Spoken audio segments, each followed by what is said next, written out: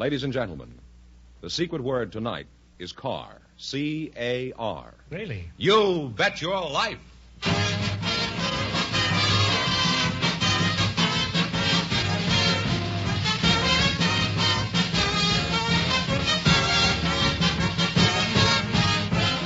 It's Groucho Marx in You Bet Your Life, the comedy quiz series produced and transcribed from Hollywood and brought to you by the more than 3,000 DeSoto Plymouth dealers.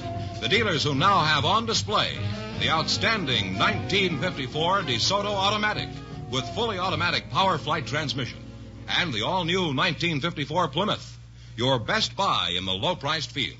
And now, here he is, the one, the only...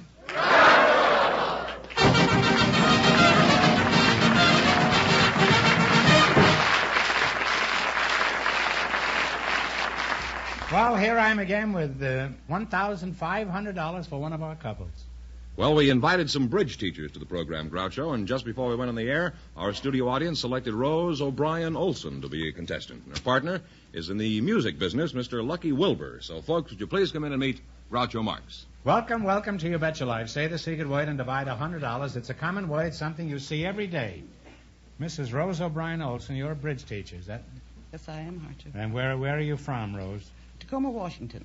Uh-huh. Are you married? Yes, sir. Burned your bridges behind you, huh? Mm-hmm. Let's see, your name is Lucky Wilbur? Yes. No. How old are you, Lucky? I'm 63. What sort of work do you do, Mr. Wilbur? I'm what they call a song plugger. A song plugger? Mm-hmm. Well, really, of course, I know what a song plugger is, but I'm sure some of our listeners out there have never heard of song plugging. Could you tell them what a song plugger is? Well, I mean, without us being arrested up here? I work for a publisher, and when we get a brand new song, well, it's my job to go out and see how many plugs I can get on it. Mm-hmm. A plug means disc jockey, orchestra leader, anyone in the entertainment field. By the number of plugs, why, if the song has got a chance at all, we hope it'll become a hit. Would you get paid by the plug? Oh, no. I know a jockey does. I thought perhaps you did, too. No, not yet. A disc jockey, I mean. He gets paid by the plug. There's a joke in there, but it isn't worth investigating. How long have you been doing this kind of work? I've been at it... If you can call it work. Well, actually 44 years. 44 years? Mm-hmm. What are some of the songs you've made famous? Well, I started on Let Me Call You Sweetheart. So did I, and got nowhere. Meet Me Tonight in Dreamland. I used to sing that. 3 o'clock in the morning. I sang that around Spanish midnight. Town. Huh?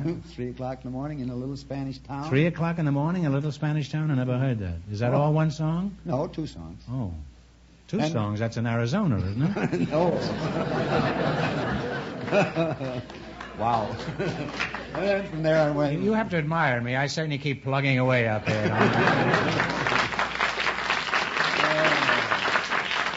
I'm not funny, but I'm certainly persistent. Well, Rose, let's talk about bridge. You say you're a bridge teacher? Yes, I am. And where is your school? At 611, the Contract Bridge Studio, 611 South Ardmore. Not Los Angeles. We've been there about over 20 years.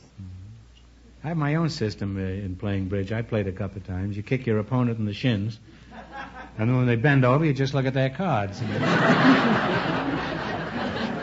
Now, how about cheating? Is there much cheating goes on among these card players in the bridge clubs? Heavens, no, Harpo. Groucho.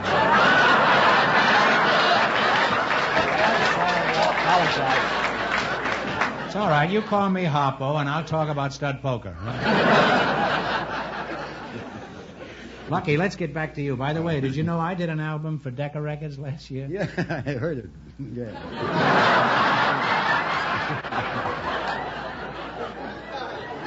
I haven't heard a laugh like that since Frankenstein was done by Boris Karloff.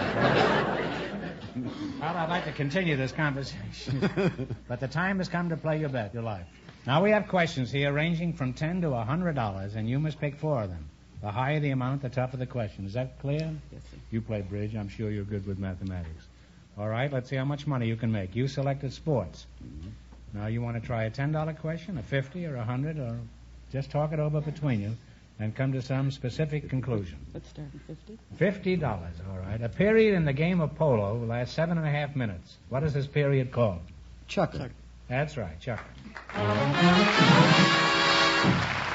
You're on your way with $50. Now, you will be much safer if you decide on an answer before calling out. Oh, 60. 60, all right. What is the rubber disc used in ice hockey called? Puck. That's right, puck. You now have $110. Don't look so somber, Fenneman. This isn't our money. But it's my arithmetic. Oh. Which one do you choose this time? Go up. 10. 70. 70, all right. And what sport is Eric Guerin famous? Guerin. Jockey. Jockey is right. Horse racing. You now climb to $180. Now, what do you want for your last question? 80.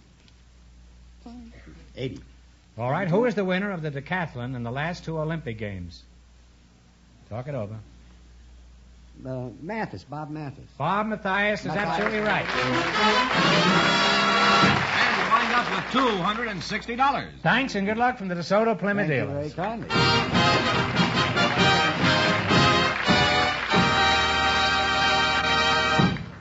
We have some newlyweds for you, Groucho. Bob and Shirley von Kuznick, would you come in, please, and meet Groucho Marx?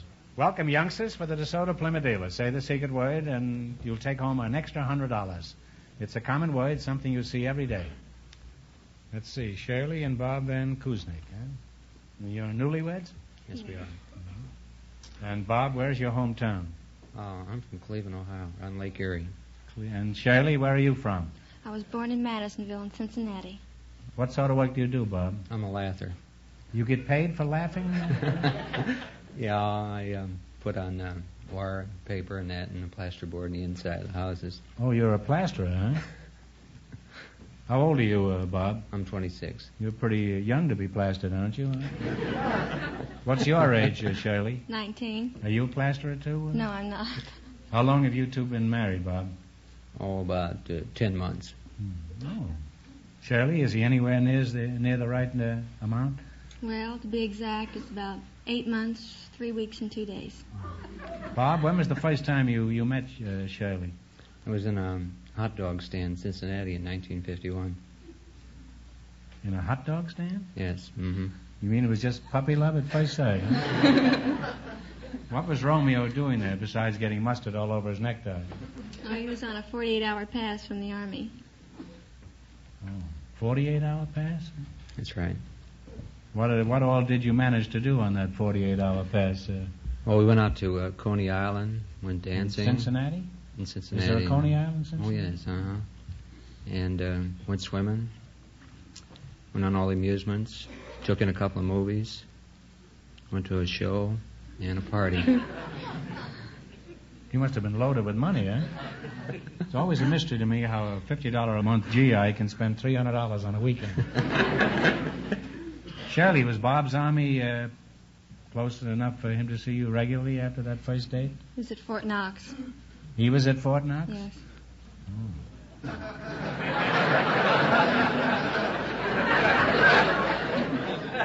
That's where that $300 a week came from. Right? What were you doing at Fort Knox? Were you a gold brick? I was an instructor there. I was teaching GIs why we fight in Korea, troop information education. How long after you met Romeo did you get engaged, Shirley? About 6 months. What happened after he proposed, Shirley? Did he go and ask his general for a better job? He went AWOL.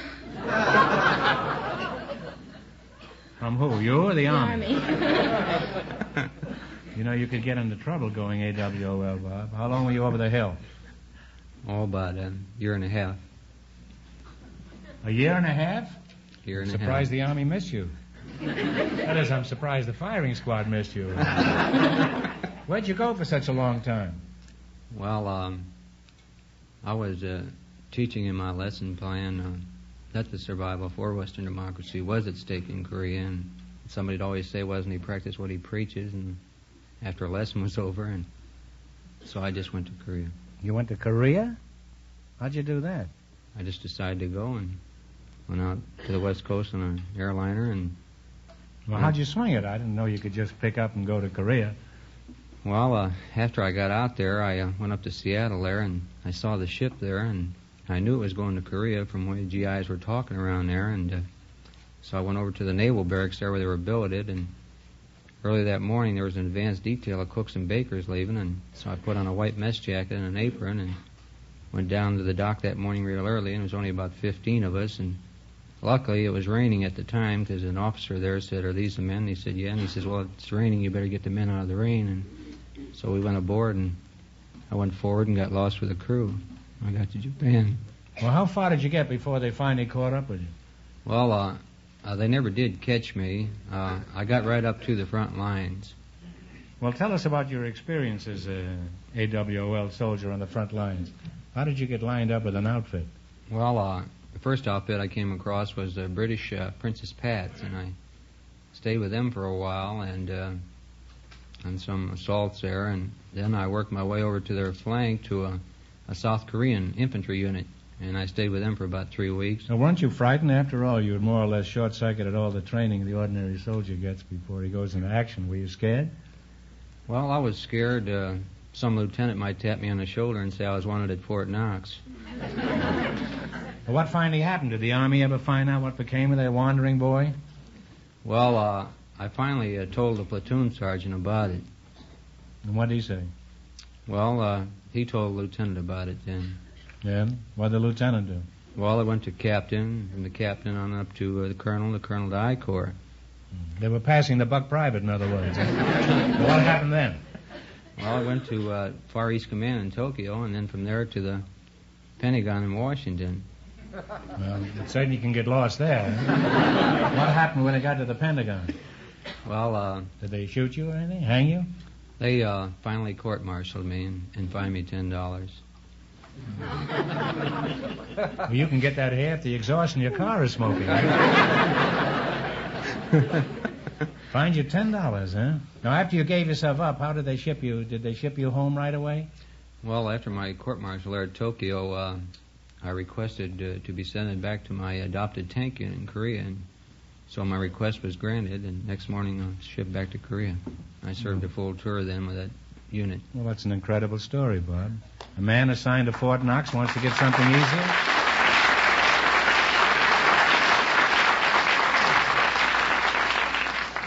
Imagine a guy hanging around Fort Knox and dying to get to Korea and get into action. Shirley, you've probably heard the story 1,000 times. Did he leave out anything important?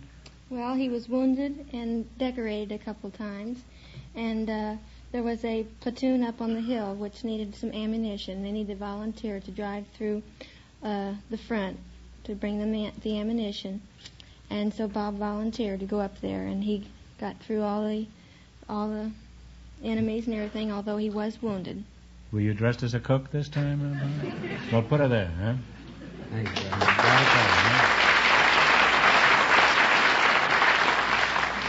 I think this country is pretty safe with fellows like you hanging around. Now, Shirley, how soon after Bob got home did you get married? Did you wait until he closed the front door? Or did you get married immediately? Well, it wasn't immediately. We got married that evening. Oh, well. I'm glad you waited a reasonable length of time. You certainly took a chance waiting a whole day. You might have got a telegram from Patagonia saying, having a nice war down here. I'll be late for the wedding. Signed, Bob. Well, now let's see if you two can win a lot of money.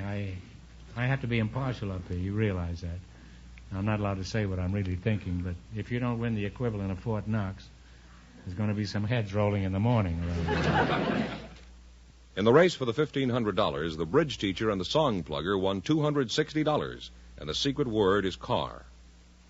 Now, let's see how much money you can make. You selected American history. You know how to play this game? I have 10 questions. They're worth 10, 20, 30, all the way up to 100. You must pick 4 of the 10. As they increase in value, they get correspondingly tougher. Is that clear? Clear. Now, which one do you want to start with? We'll start with the 5th question. 5th question, $50. The first and most prominent signature among the names on the Declaration of Independence has become a symbol for all signatures. Whose name is it? John Hancock. That's absolutely right, John Hancock. We're off to a good start with $50. You have $50 that nobody can take away from you except the Revenue Department. Now, what is the next one you want to try? We'll try the 7th question. $70. Who was the general in charge of the government forces annihilated in the Battle of the Little Big Horn? General George Custer. That is absolutely right. You now have $120. What is the one you're going to try now? We'll take 8. 80? William H. Seward, as Secretary of State, was responsible for a land purchase that was known as Seward's Folly. What was Seward's Folly? He purchased some land for the United States. He was Secretary of State. If you don't know, guess. Louisiana? I'm sorry, it's Alaska. But they still have $120. You have $120 that nobody can take away from you. Now, which one do you want to try for on your final question? Karen, do you want to try the 10? We'll try the 10th question. The $100 question? Yeah. Who was the first man to become president of all the 48 states? George Washington. The 48 states. Oh, the 48 Now, states. think it over for a minute. Not the 13, but the 48. Calvin Coolidge. No, it's William Howard Taft. Or, if you want to be really technical, I would have accepted Eisenhower as the answer, since Ohio was formally admitted to the Union in 1953. So anyway, they won. wind up with $120. Well, thanks and good luck from the DeSoto Plymouth dealers, and I'm sorry you didn't win more.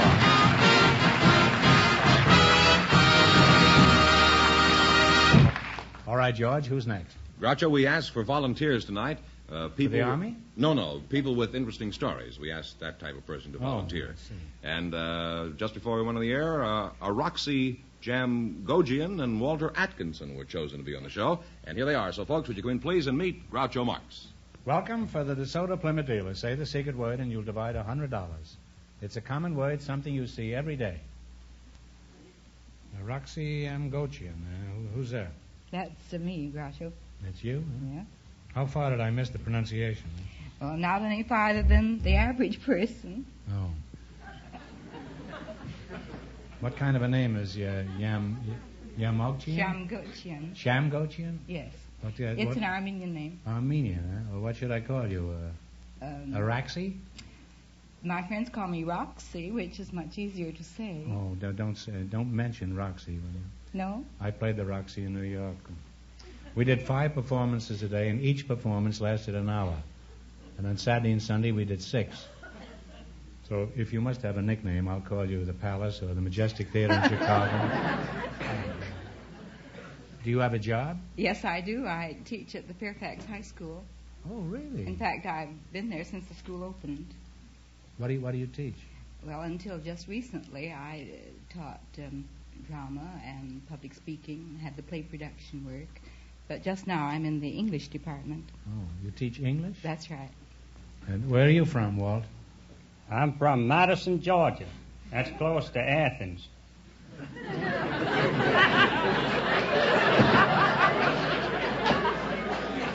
I thought Athens was in Greece. Is that still your home, Georgia? No, I was when I left. When I was 10 years old, we went south. You went south? You went south from Georgia? Yes, we went to Florida. Oh.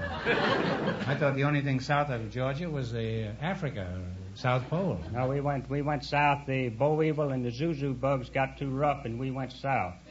But, I mean, they drove us plumb out of Georgia. What do you mean by plum out? You had no plums? No, we loaded up in a truck and headed south for Florida. And then when we got it... You went by boll weevil to Florida? No, the boll weevil drove us out. The boll weevil and the zuzu bugs. Oh. I thought zuzu was a ginger snapper. The zuzu bug is quite a bug. It is? Well, evidently. What is a... Could you describe a zuzu bug for us? You know anything about cotton? I know Joe Cotton. I've seen him in the movies. zuzu bugs, they suck the blossom, sting the bowl, pull up the stalk, and cover up the hole.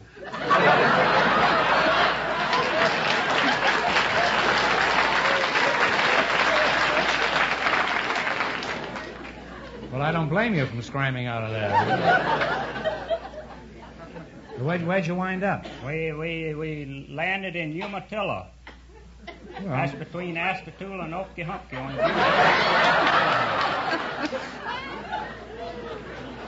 well, where else could it be? What was the name of this river? The Ocklawaha. Oh. Well, why did your family decide to settle in Umatilla? Well, Did they know anybody Umatilla, there? When we were passing through Umatilla on this truck, a rear tire blew out, and we kind of settled there then. Well, you'd have settled any place where the tire blew out, is that it? Well, in this case, we settled in Umatilla. Uh-huh. I don't think I'm familiar with Umatilla. I haven't been there recently. Where is it located? Umatilla, I told you. It's between Astatool and Okeechobee. Well, he hasn't changed the story any. What kind of a joint is Umatilla? Is it anything like New York City? No smoke, no smog. Lots of rain and very little fog. Apex of the Golden Triangle, the home of the Okefenokee Queen watermelon and the big mouth bass. The heart of nature's wonderland. Umatilla, you'll like it.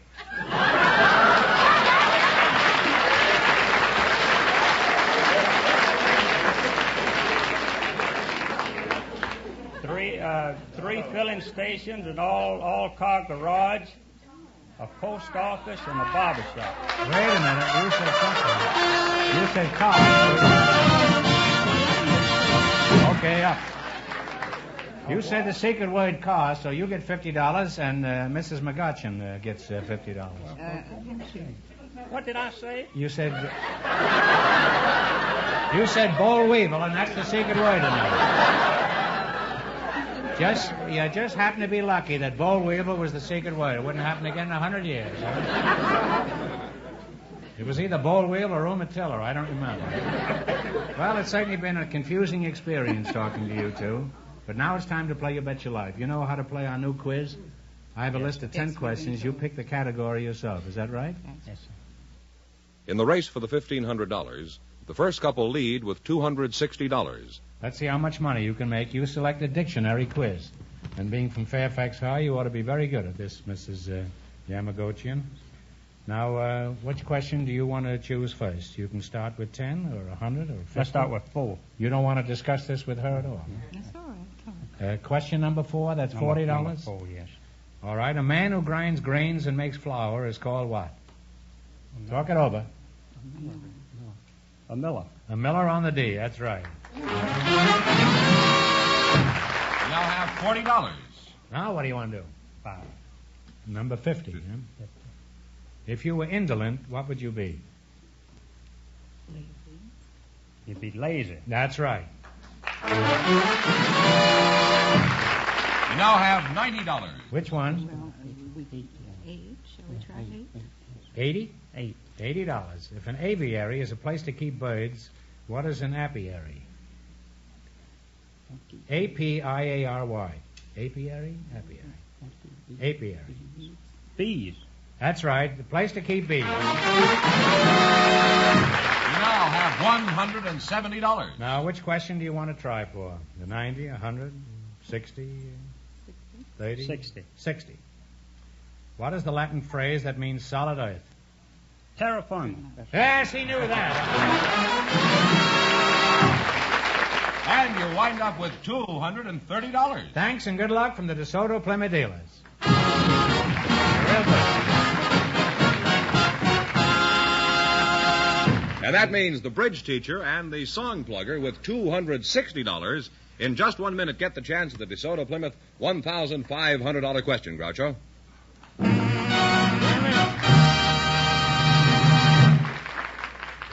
Hello, this is Arlene Francis, here to tell you about the 1954 DeSoto Automatic. This dramatic new 1954 DeSoto is called the Automatic because it's the one car designed and built to carry out your sudden orders instantly, silently, and safely at all speeds. Parking or steering, DeSoto Full Power Steering works for you all the time and does the work of turning the wheel for you. And this year, the DeSoto Automatic offers you Power Flight transmission. With Power Flight Drive, you have really astonishing getaway power, and you never even lift your foot from the pedal. More big news is that the mighty DeSoto Fire Dome V8 engine is now a full 170 horsepower. Take it from me, you'll want to see this 1954 DeSoto automatic right away at your DeSoto Plymouth dealers.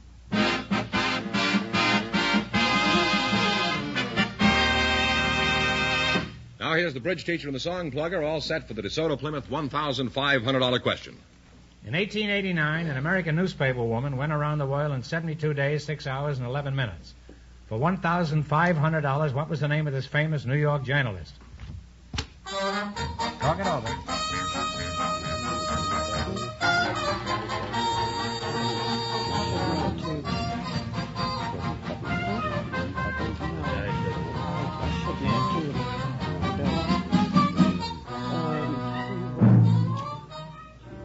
Okay, what is the answer you two have decided upon? Wasn't Frances Quimby, was it? No, it was Nellie Bly, very famous name. Oh, yes.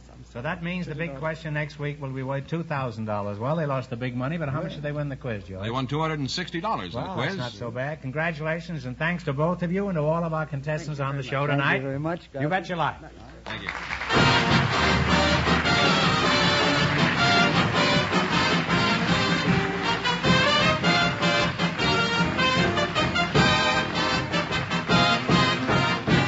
Be sure to tune in again next Wednesday night at the same time for the Groucho Marx Show, when the big question will be worth $2,000. And don't miss Groucho's television show, also presented by the DeSoto Plymouth Dealers of America. And remember that the dealers who sell the outstanding 1954 DeSoto Automatic with fully automatic power flight transmission also have on display the remarkable new Plymouth, engineered and built to be your best buy in the low-priced field. DeSoto, Plymouth, two great new cars, both products of the Chrysler Corporation. And when you drive in, tell them Groucho sent you. Good night, folks, and remember, just be sure to see the DeSoto Automatic. Folks, here's a reminder from the National Safety Council. Good drivers drive safe cars. So wise up, check up, fix up. You Bet Your Life, transcribed from Hollywood, is produced by John Goodell. Directed by Robert Dwan and Bernie Smith. This is George Fenneman signing off for the more than 3,000 DeSoto Plymouth dealers from coast to coast. You Bet Your Life is heard by our armed forces throughout the world.